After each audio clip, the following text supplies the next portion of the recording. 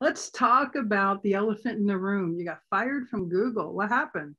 Yeah, I definitely got fired, and it's something that I didn't tell anybody for a while. I didn't tell anybody for a long time, and it wasn't until probably 2, maybe 3 years later. It was something I hid actually from a lot of friends. Only my close family really knew, Hmm. but it's something that happened and was detrimental at the time. So I was at Google. I went to Penn State. I've been an entrepreneur for 10, 11 years now. I got an entrepreneurship at Penn State and got recruited by Google just due to my accolades and skill set. And I came on to their Google Ads program as a consultant.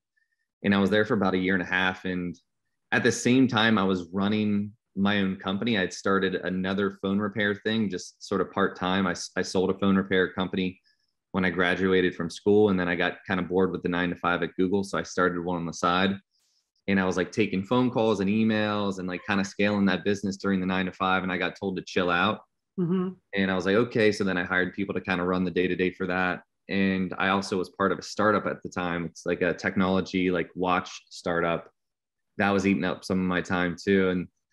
And then, I started talking with a lot of the small businesses who were running ads with Google and using me as their consultant with Google. And a lot of them were having problems unrelated to Google Ads. They're having issues with their website, social media, search engine optimization. And I started referring them to a friend I knew who I was kind of training on how to do this stuff. And we started kind of working with them freelance on the side.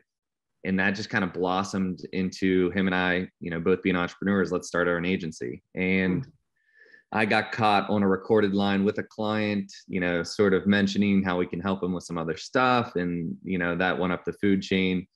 I got brought in, got a voice recording. Yep, that's me. Pretty much got fired on the spot.